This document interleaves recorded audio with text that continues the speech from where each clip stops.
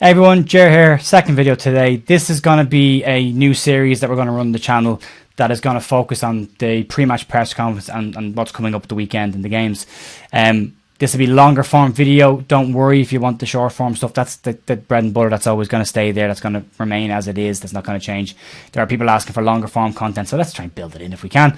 We'll give this a go and see if it works. If it doesn't work, we'll stop doing it. If it does work, we'll keep doing it. I'm trying to give everyone who wants what they want. As I said earlier on last week, I didn't expect anyone to watch any of these videos, so I'm very surprised that this has worked so far. I'm shocked at the numbers. I'm shocked at the comments and the likes and all that kind of stuff, and I'm blown away, if I'm being honest, and I'm really, really grateful. So thank you to start with that.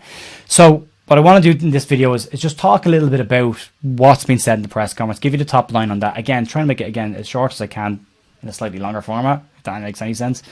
And give you the updates in case you're not catching up with Jesse Marsh's press conferences. I don't like watching the full form of a press conference. So we'll get into this, and we'll start with the injury news ahead of Wolves this weekend. Liam Cooper is injured his Achilles on his treadmill during the off season. I thought it was his hamstring last week. It was actually his Achilles, which is mad. That's a very Leeds thing to do. Injure yourself while actually not in active training with the club.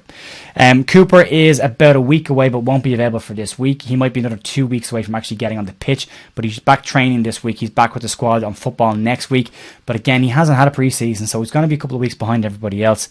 Junior Firpo is ahead of schedule. He's about 2 to 3 weeks away. The left back position is still a bit of an issue. We'll get to that in a couple of minutes. Also, Adam Forshaw, knee injury. He damaged his MCL. Now, it wasn't a full meniscus injury. It's just an MCL issue. He's due back next week. Fingers crossed he's over his niggles and his injuries. Luke Ayling, ahead of schedule as well, 2 weeks away from being back on the pitch. So that's great to see as well. More added competition and a very big personality to have in that dressing room. Sinistera, he said that he's been back in training this week. Looks really good, really sharp, getting on really well with the group, which is good to hear. And he said it's probably next week before he's back on the pitch. So another week or two before we'll see Sinistera probably back in the starting lineup, hopefully, or off the bench. Stuart Dallas is on track. The brace is off, the cast is off, and the crutches are away. But he's a long way off still being back. They reckon probably Christmas is probably the best time for him to come back in. He could miss the entire season as well, depending on how the recovery goes. So he's a lot of work ahead of him. And I wish him well and hope him all the best. Matthias Boguc or whatever way you want to pronounce that. I'm sure I'm making an absolute balls of that, but that's, I'm guessing, his pronunciation based on other people. He damaged his ACL when he was at Ibiza on loan last season. And what's interesting about this is they decided to keep him at the club. I'm not sending him back out loan, even though there was interest in Ibiza taking him on loan again. Marsh likes him.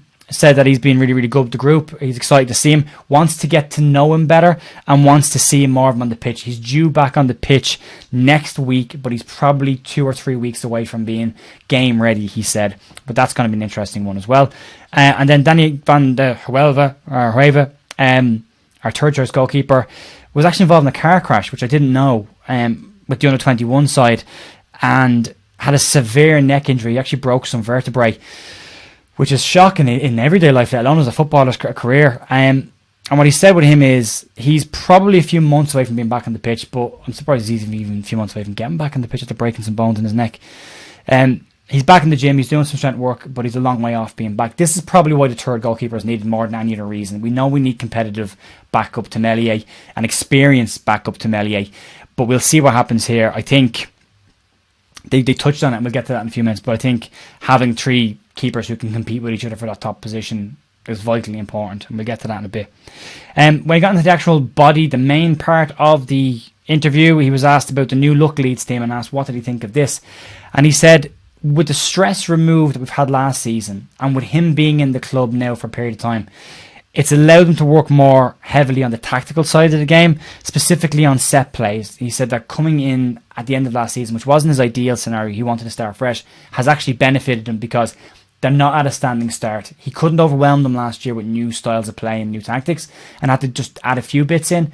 The pre-seasons allowed him to go full hog with that and actually add way more in. So he said they've made incredible progress, made even the players in the existing group outside of the new players that have come in. And he said it's looking already like a better version of who we are. And that's great to see. He said the additions have been important, but the existing lads have bought into this, which is great to see as well. I think we saw that on Sunday. Some of the moments on Sunday I thought were absolutely excellent. So that's going to be interesting. He was asked about the players that we've lost. and if he thinks we have enough in depth. And he said he actually thinks that those players leaving has allowed us to bring in players that make the entire team better and the squad better. I think just from sheer volume you can see that. But he's also said these players know the system, have bought into the system, and it allows Leeds to, these new players coming in has allowed Leeds to create this new style of playing, this new system where they can all benefit from that. And it's very much a group mentality. And that's a thread that ran throughout the press conference, this group mindset, which is great to see. Then there was, he was asked about did he feel support at the club, and what he said was, if you look at how much Leeds backed Bielsa when he was there, I mean, they changed the training pitch, they put the running track in, they put beds into the training ground area for players to sleep while they were doing triple sessions. They put the exact same pitch and undersoil heating and drainage that was put into Ellen Road last year, was also put into the main pitch as well. So he said he's felt the exact same support that Bielsa got in terms of what he wants to bring to the club, the changes that he's made behind the scenes.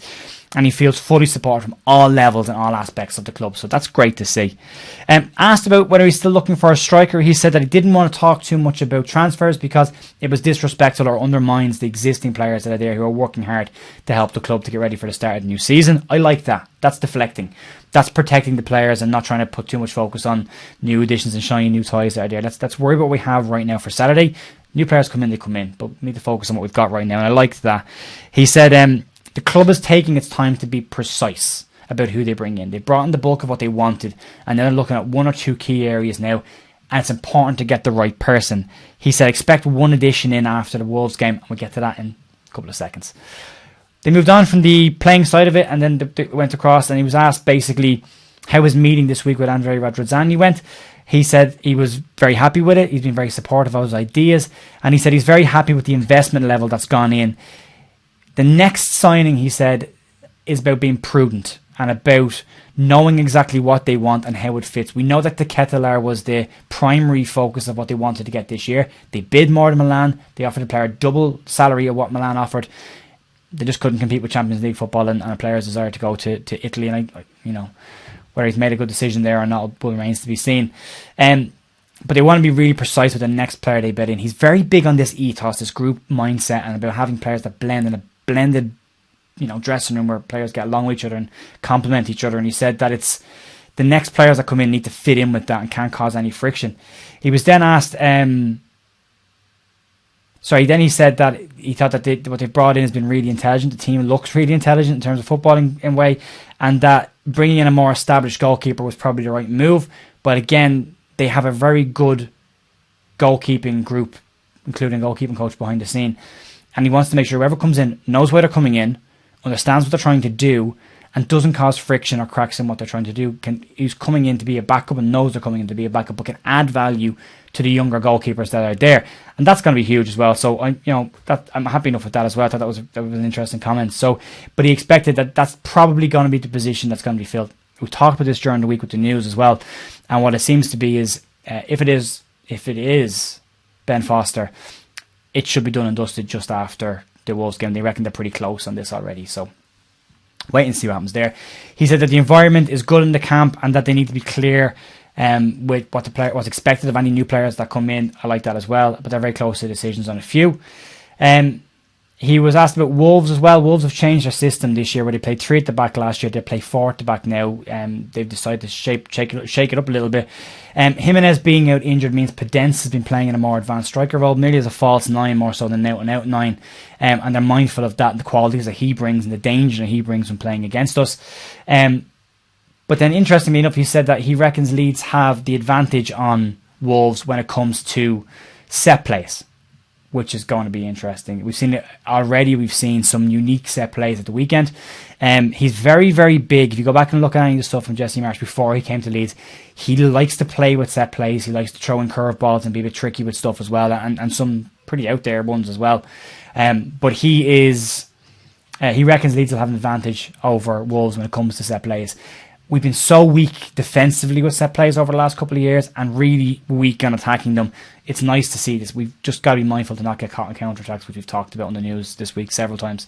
If we are throwing bodies forward and set plays, just not to get caught on the backside of it.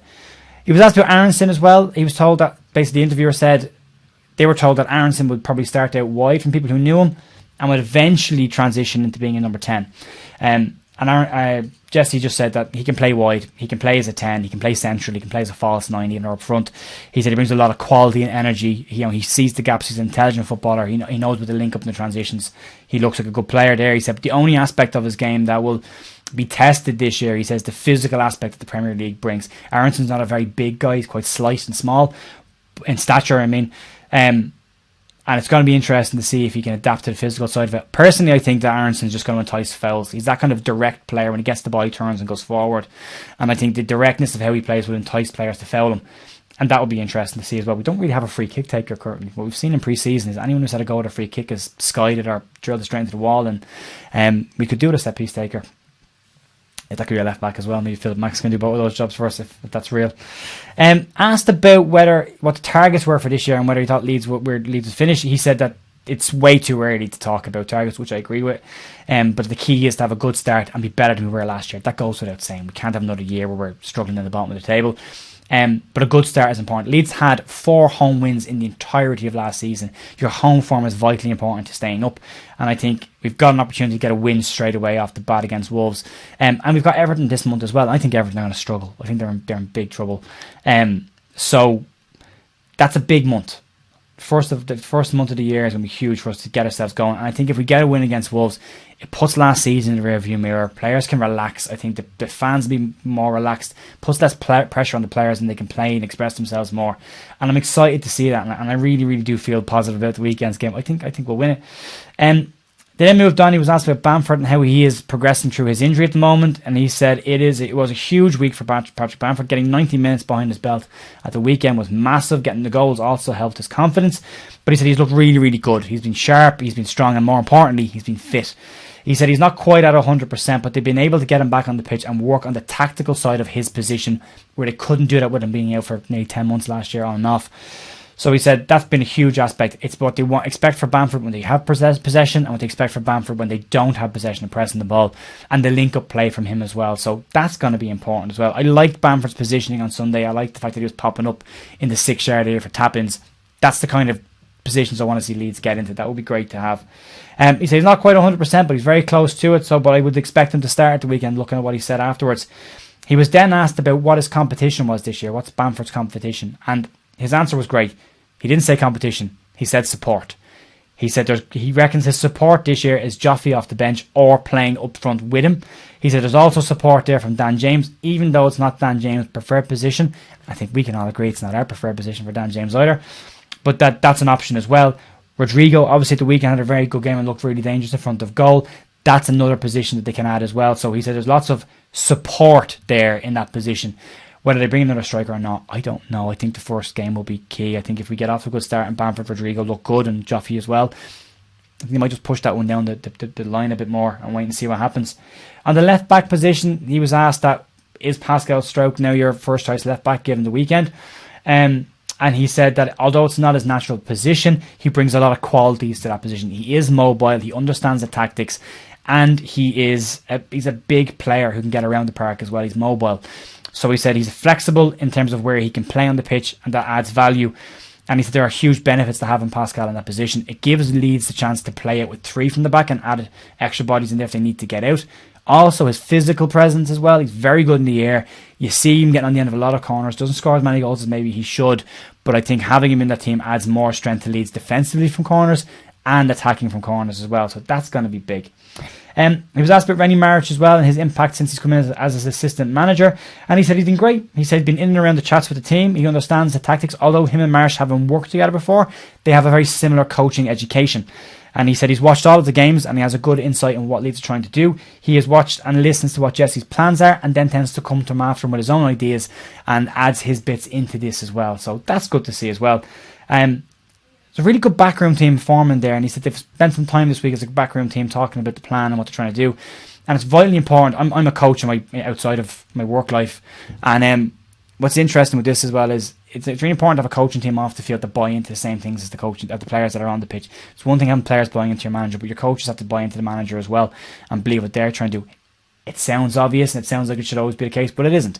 You see people who prefer different players in different positions or prefer different players over other players, and prefer different styles of play. So it's important to get them all on the right page, on the same page, which I think is fantastic. It's very, very important to see that as well. Like, all in all, my reactions from the press conference were that it was great. He's very transparent. He's giving a lot out to us to get hold of and read into, without giving too much away. Starting lineup, I think we can probably predict the starting lineup pretty confidently for Saturday at this point, but he's not giving it away, which is, we always like to see managers not give away our entire hand just yet. Let's not give the keys to the house and the car away just this early. But that first month of the season is going to be huge. It's a very winnable month for Leeds, and I think if we start well, we're in a really strong place. You heard this being talked about, how he likes to play with the transitions. And there's other podcasts and other YouTube channels who talk about, you take the piss and maybe have a pop at people for saying, with the ball and without the ball, or in transition or in possession and out of possession. And as a coach, I can tell you that just comes from a place of ignorance, not understanding what goes on behind the scenes in football.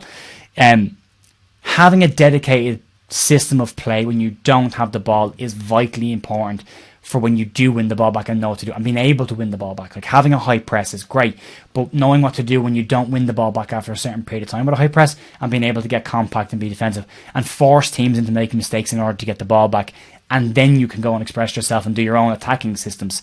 So playing with the ball and without the ball, they're very different things, and it's very important that players understand that and buy into that.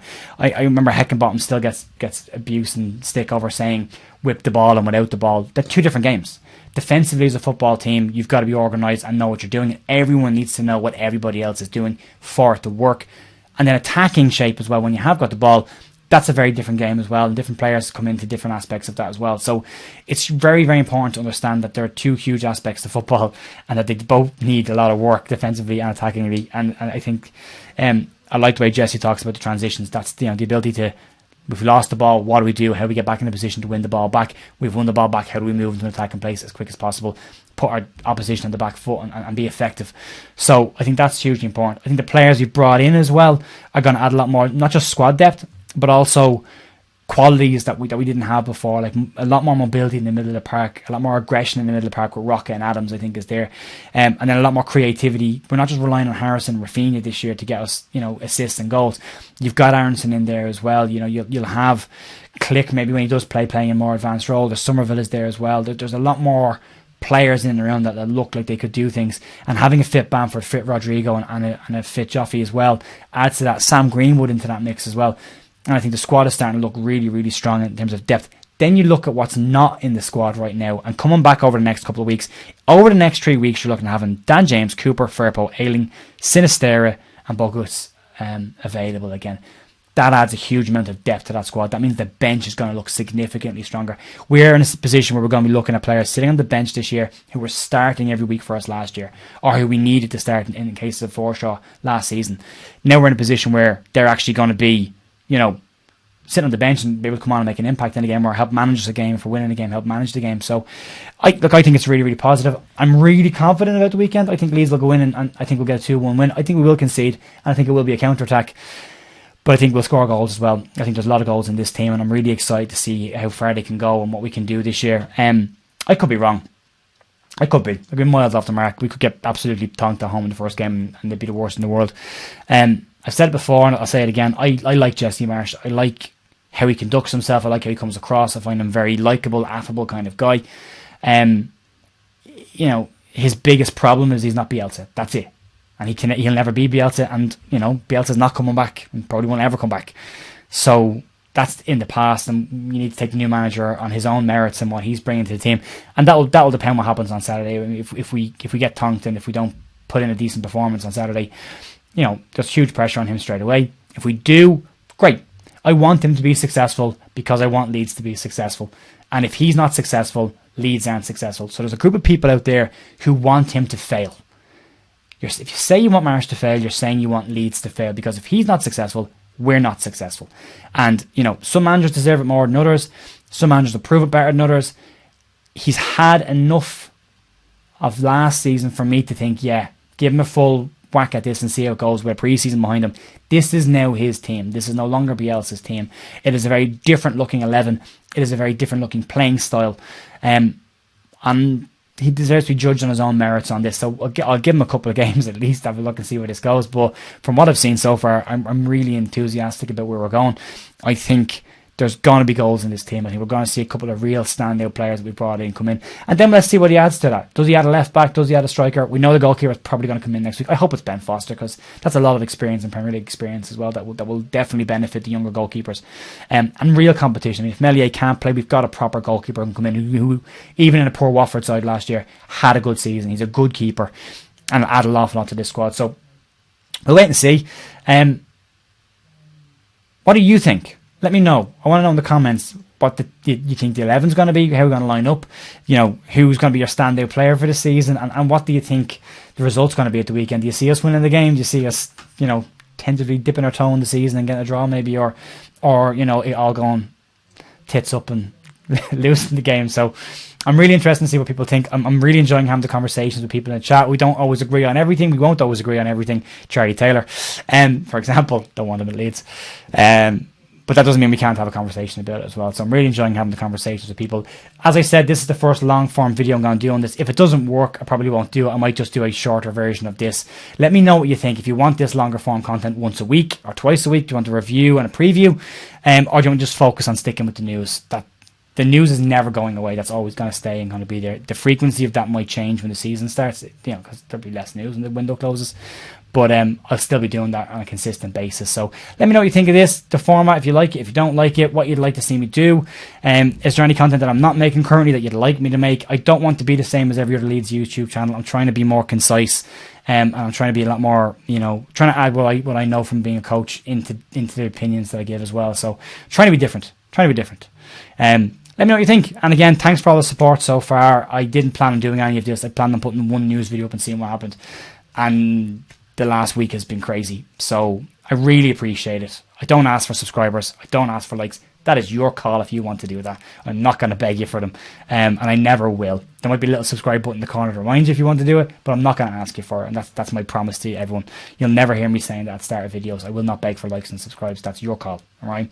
I appreciate you just watching the content and having someone talk about Leeds, because where I live at the moment, there's not many Leeds fans around. So I really appreciate this. Again, I'm waffling a bit now. I don't normally do that. So let's get on with this. Thank you very much for watching the video. Let me know in the comments what you think about the weekend coming up. I'm really keen to get involved in a couple of conversations and see this. In the next few weeks, when the channel numbers grow, I'll be able to add the community tab in there and put some polls and conversations and daily topics in there as well, which I will plan on doing. So, and I'm also planning on putting some of the longer content on Twitch as well. There is a Twitch channel there for me as well that I haven't really used, but that's just been launched. So if you want to go check that out as well, it's still Leeds United The View on Twitch. Go have a look and see what you think. There's nothing there yet. There will be next week. Okay. Thanks for watching. Fingers crossed for the weekend, and I'll be back tomorrow morning with the news. See ya. Bye.